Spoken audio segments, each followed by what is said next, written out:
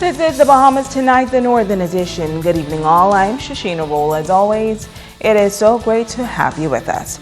Topping news, decision date could come soon for the Grand Bahama Port Authority, as the government is expected to determine whether the expired portions of the Hawksbill Creek Agreement will be extended. Tonight, in an interview with the ZNS News, the chairman of the Hawksbill Creek Agreement Committee is giving a sneak preview of some of the recommendations made in what is currently under consideration by the government. Joan Davis-Roll has our top story. The government is very close to completing its policy with respect to Freeport and the way forward. The chairman of the Hawksbill Creek Agreement Review Committee, Dr. Marcus Bethel, sat down with ZNS News to outline some of the recommendations made to the government. He says that members of that august body dealt with two core issues relevant to this island's future growth and development: the governance of the port area and the revitalization of Grand Bahama's economy. The Prime Minister, however, was concerned because the other islands of the Bahamas are showing tremendous growth and revitalization of their economies. We're talking about Abaco, Eleuthera, Exuma, and of course New Providence. So his concern was, why was Freeport and Grand Bahama still stagnant or moribund over the past 10 to 12 years?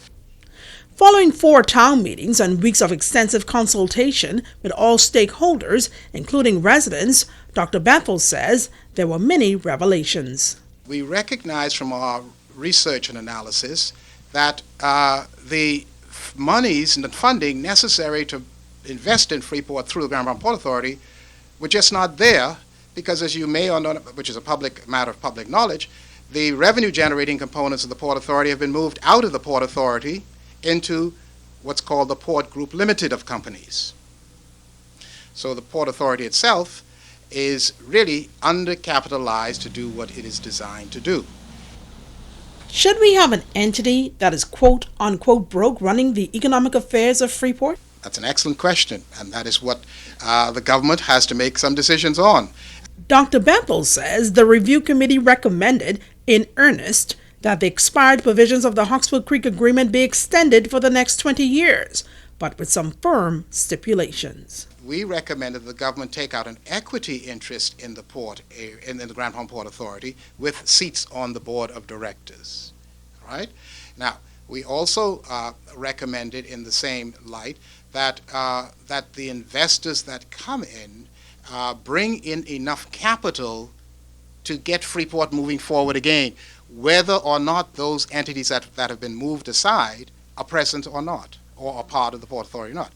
Joan Davis-Roll, ZNS Network News.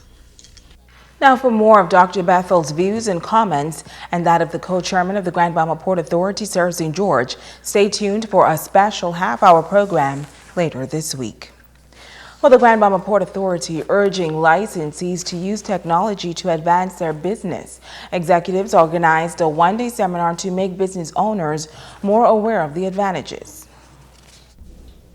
Business owners on Grand Bahama stepping out of the box, or rather the brick-and-mortar establishments. The Grand Bahama Port Authority hosting an e-commerce seminar that focuses on taking advantage of the World Wide Web when it comes to business. Today, you will learn how e-commerce will help you generate revenue while you sleep.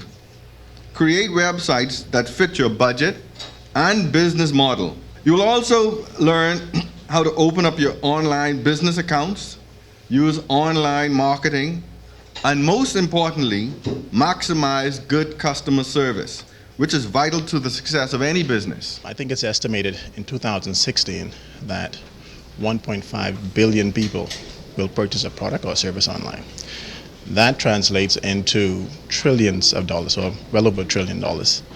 And it's time for local businesses to now start to focus on cross-border trading. President of Keen Eye Media, Eric Russell, noting key features of running and maintaining a successful site. Principal of VKR Insights, Valdez Russell, adding that communication is a crucial part of maintaining good customer service. Main thing is content, relevant content, and then for companies that want to do actual business or transactions online, it's making it easy for people to find what they're looking for. When we think about on-time delivery, when we think about customer service, it's important for you to understand that when I've made my investment with your company, I can't wait 72 hours for you to roll out of bed and decide, oh, I need to let Megan know that the order is on its way. I need to be responsive. Customer service in e-commerce requires that individuals pay close attention to communicating on time, clearly, and consistently, policies being in place to ensure that when we do business together, it's clear. Now, once your business website is up and running, the Bank of the Bahamas says they provide a secure e-commerce platform for transactions. Once you have a functioning website, then payment is basically guaranteed.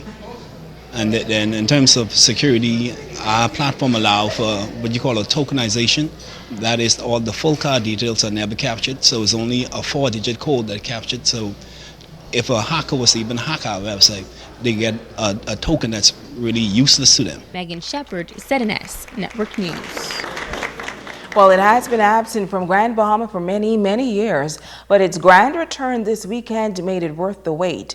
Now, as Atalia Hall tells us, the highly anticipated air show was exhilarating for performers and spectators alike.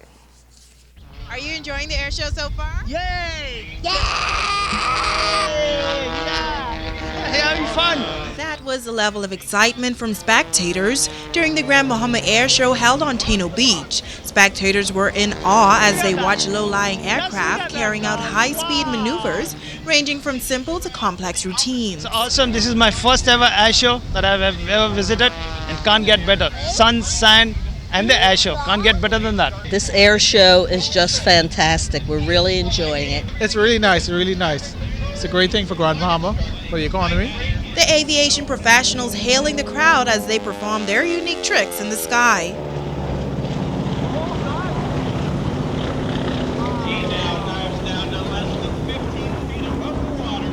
Spectators say the performance is one that they will never forget.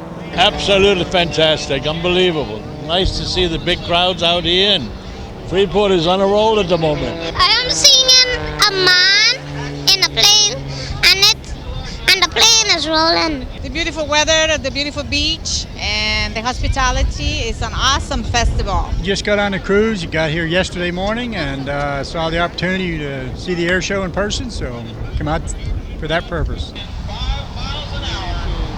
The Grand Bahama Air Show has been a huge success during day 2 of the Bahamas Junkanoo Carnival kickoff in Grand Bahama. Reporting for ZNS Network News, I'm Atalia Hall. Thank you, Atalia. Well, slain Customs Officer Kevin Hanna was laid to rest this past weekend. Hanna, who was a supervisor at the Freeport Harbor, was gunned down outside his home in Bahama on March 31st.